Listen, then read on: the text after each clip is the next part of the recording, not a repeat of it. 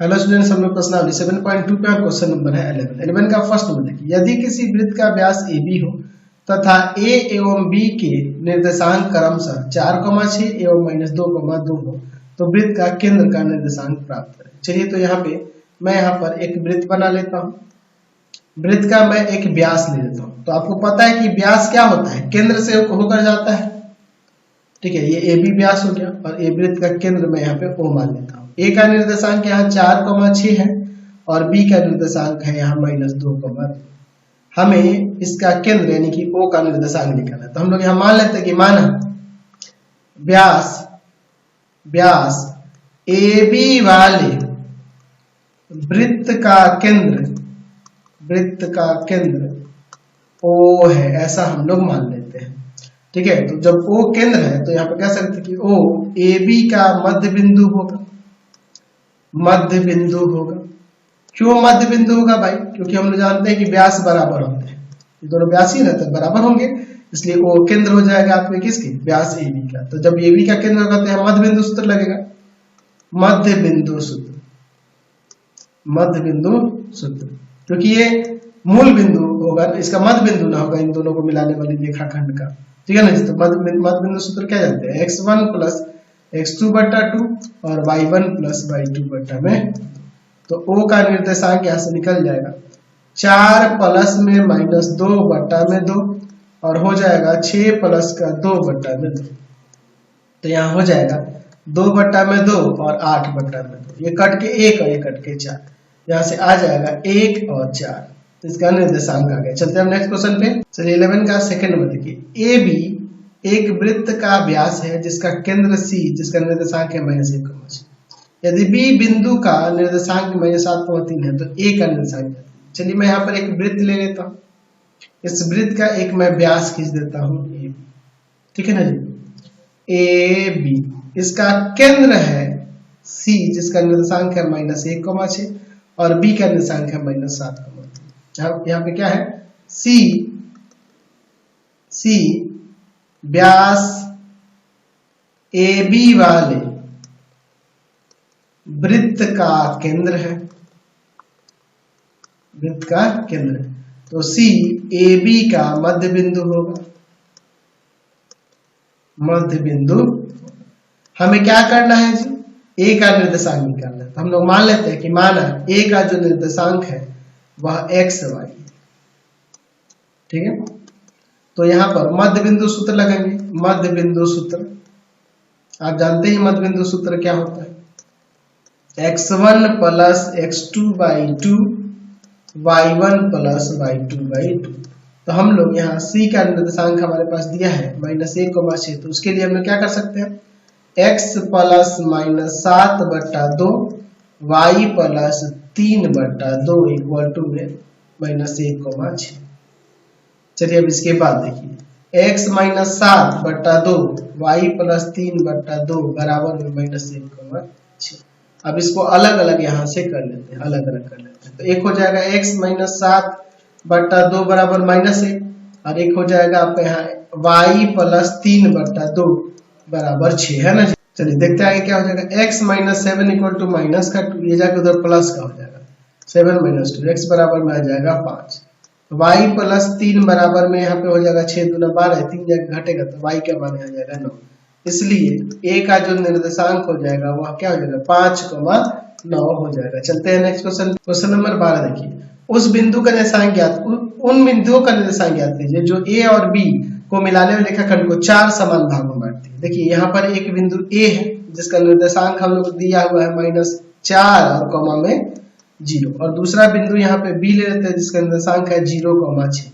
इन दोनों को मिलाने वाली जो रेखाखंड देख रहे हैं आप लोग, इस रेखाखंड को 4 बराबर भागों में कौन से कम से कम इसमें 3 बिंदु, सॉरी कम से कम क्या 3 बिंदु होंगे तब ना ये 4 बराबर भागों में बटेगा।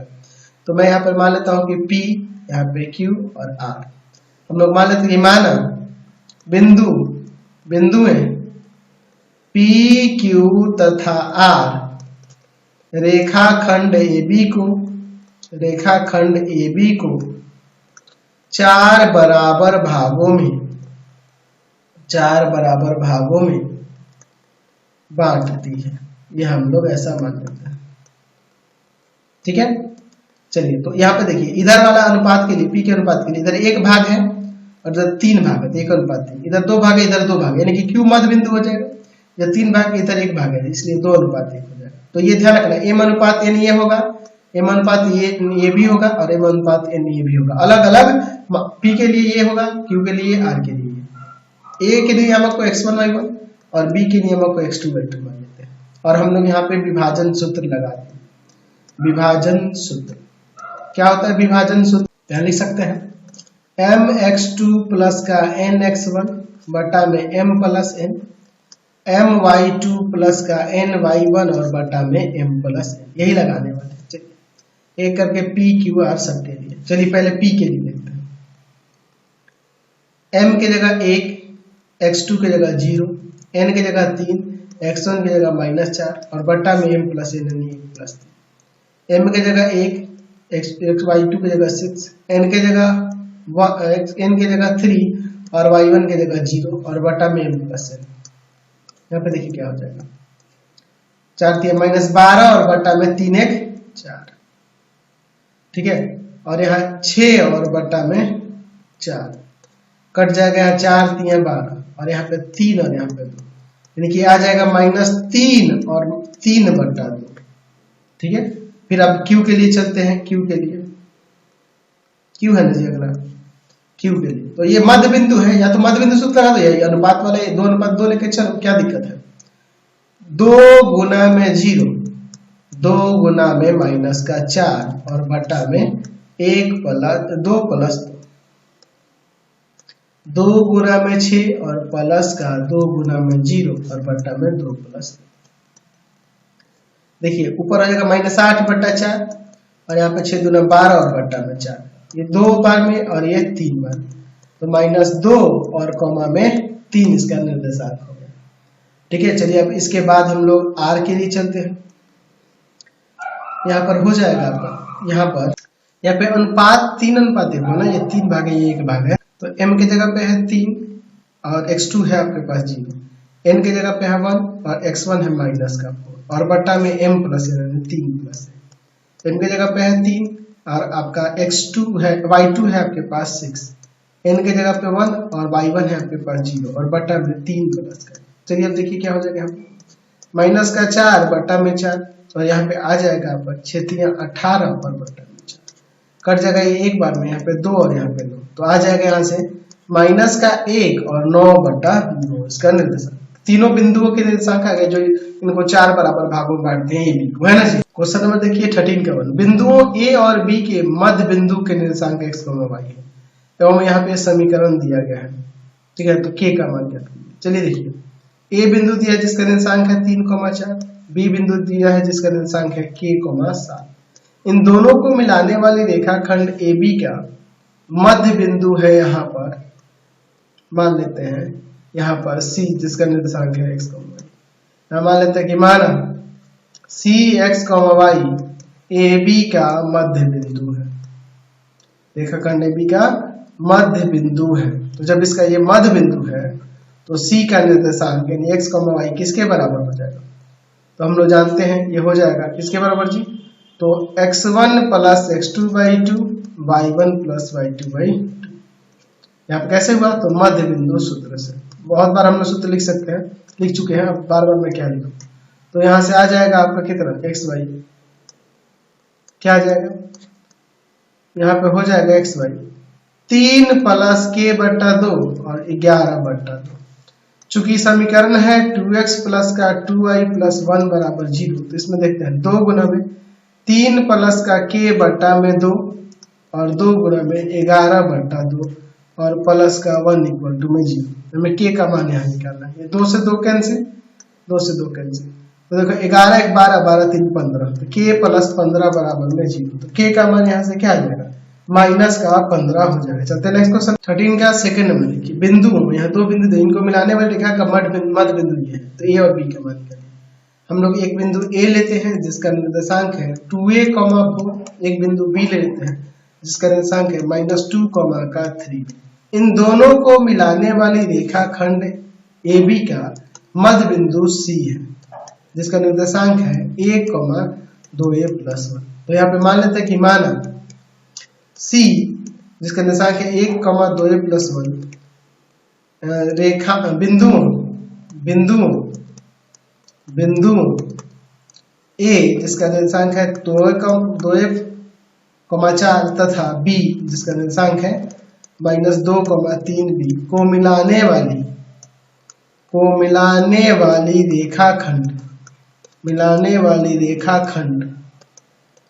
रेखाखंड AB का मध्य बिंदु है, ऐसा दिया हुआ है।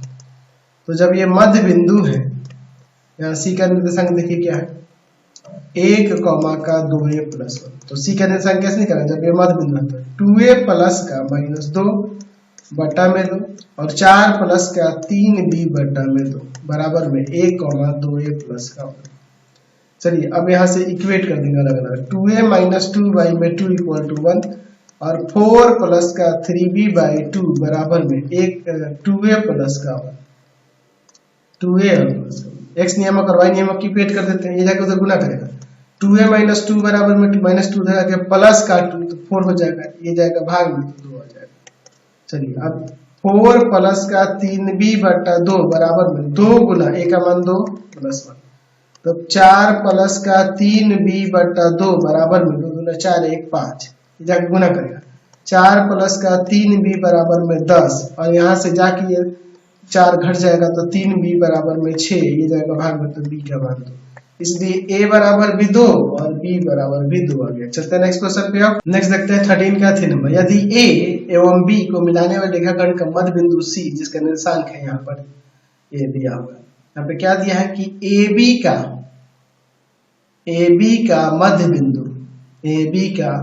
मध्य बिंदु C है। देख लीजिए किस तरह से है।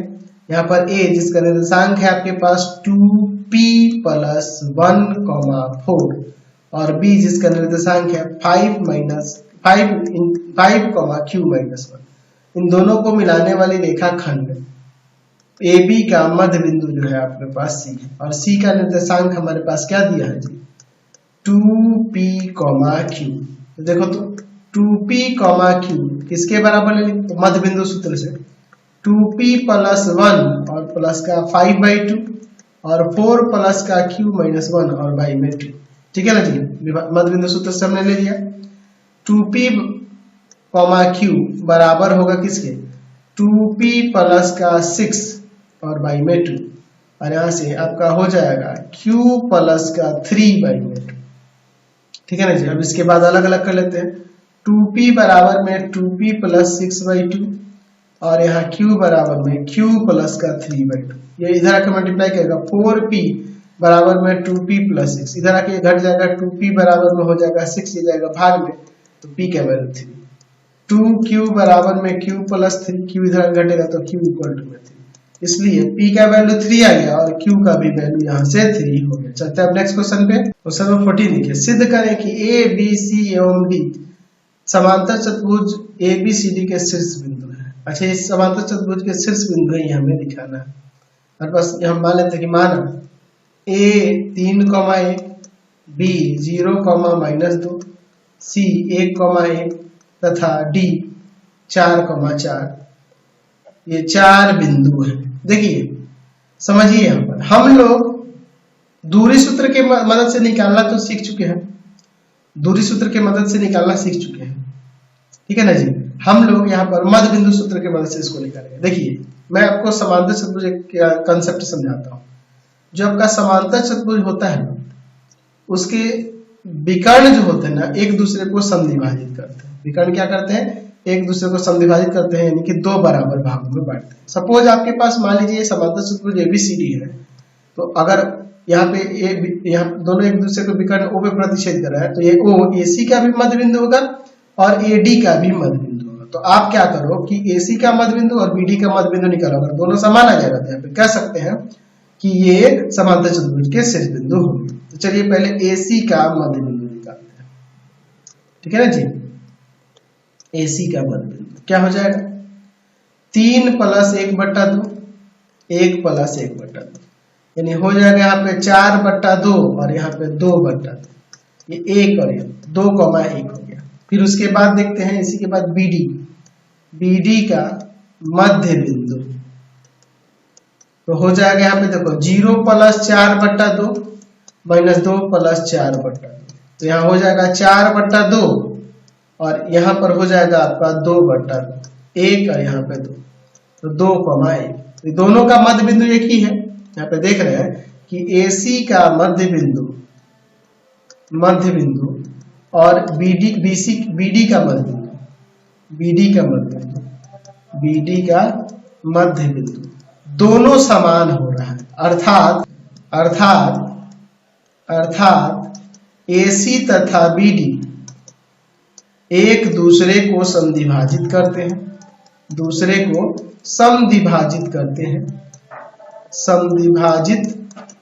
तो जब ये एक दूसरे को समद्विभाजित करते हैं अर्थात हम कह सकते हैं कि यह एक समांतर चतुर्भुज होगा। अतः ABCD एक समांतर चतुर्भुज है क्योंकि इसके विकर्ण भी जो होते हैं समांतर चतुर्भुज के एक दूसरे को क्या करते हैं समद्विभाजित करते हैं। तो यही कंसेप्ट यहाँ पे मिल रहा है तो ये हमारा काम हो गया। अब चाहते तो इसको दूरी सूत्र के मदद से भी बना सकते थे लेकिन हम लोग यहाँ पे मध्य बिंदु सूत्र पढ़े हैं तो उसके मदद से बना। चलिए अगला क्वेश्चन देखते हैं 15 में। यदि किसी समांतर चतुर्भुज के 3 शीर्ष बिंदु यहाँ पे दिए गए तो चौथा शीर्ष बिंदु नहीं आता है। मान लेते हैं माना समांतर चतुर्भुज ABCD के शीर्ष बिंदु है क्रमशः A 1,2 B -5, -3 C 7, -6 तथा D XY इसी को निकालना है XY है। ठीक है तो चलिए मैं यहाँ पे समांतर चतुर्भुज बना देता हूँ। ठीक है ना जी, समांतर चतुर्भुज बना लेता हूँ।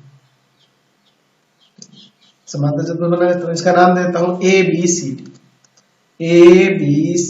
A का निर्देशांक 1,2, B का निर्देशांक -5, -3, C का निर्देशांक आपके पास 7, -6 और D का निर्देशांक XY। इन दोनों विकर्णों को मिलाने वाली जो रेखाखंड होगी है ना जी AC और BD, इसका जो मध्य बिंदु होगा वो मध्य बिंदु वो दोनों के लिए समान होगा क्योंकि हम लोग जानते हैं कि समांतर चतुर्भुज के विकर्ण एक दूसरे को समद्विभाजित करते हैं। इसके बराबर यानी कि वो AC और BD दोनों का मध्य बिंदु होगा। हम जानते हैं कि समांतर चतुर्भुज के विकर्ण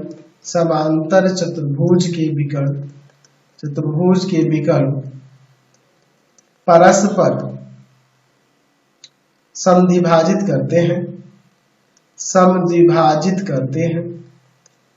समद्विभाजित करते हैं। इसलिए O AC तथा BD का मध्य बिंदु होगा दोनों का मध्य बिंदु होगा। तो जब मध्य बिंदु होगा इसका मतलब मध्य बिंदु सूत्र का प्रयोग कर देंगे तो यहाँ पे लिख सकते हैं कि जो BD का मध्य बिंदु होगा वही क्या हो जाएगा AC का मध्य बिंदु। ठीक है ना जी, दोनों का मध्य बिंदु एक ही होगा O। तो यहाँ पर अगर हम लोग BD के मध्य बिंदु की बात करें तो x प्लस का -5/2 और y प्लस का -3/2।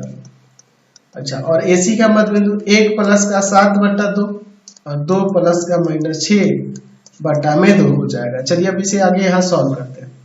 तो x -5/2 y -3/2 और इधर हो जाएगा आपका 8/2 और -4/2 कट जाएगा ये 4 बार ये 2 बार। तो अब इसके x नियमों को y नियमों को अलग कर देता है। x -5/2 बराबर में 4 और y -3/2 बराबर -2। चलिए अब इसके बाद देखिए x -5 बराबर ये क्या हो जाएगा 8 ये जाएगा उधर जुड़ जाएगा तो 13, y -3 बराबर -4 ये जाएगा उधर जुड़ जाएगा तो y के मान -4 और प्लस का 3 माइनस का 1 आ जाएगा। तो अभिष्ट बिंदु जो D होगा चौथा शीर्ष बिंदु जो होगा D उसका निर्देशांक आ जाएगा 13, -1। समझ गए? चलते हैं नेक्स्ट क्वेश्चन पे। क्वेश्चन 16 देखिए, यदि A B C एवं D समांतर चतुर्भुज के शीर्ष बिंदु हो तो A और B का मान ज्ञात करना है। चलिए देखिए यहाँ पे समांतर चतुर्भुज बना लेते हैं। ठीक है ना जी, इसके शीर्ष बिंदु दिए गए चलिए ये समांतर चतुर्भुज हो गया। ए जिसका निर्देशांक है a,-11, बी जिसका निर्देशांक है 5, बी, सी जिसका निर्देशांक है 2,15 और डी जिसका निर्देशांक है 1, अच्छा समान ABCD समांतर चतुर्भुज है, समांतर चतुर्भुज है जिसके विकर्ण AC तथा BD परस्पर O पर प्रतिच्छेद करते हैं, ये ऐसा दिया हुआ है, हम लोग मान लेते हैं। तो हम लोग जानते हैं कि विकर्ण एक दूसरे को समद्विभाजित करते हैं समांतर चतुर्भुज के।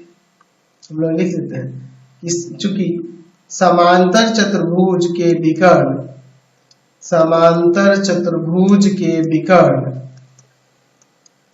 परस्पर समद्विभाजित करते हैं।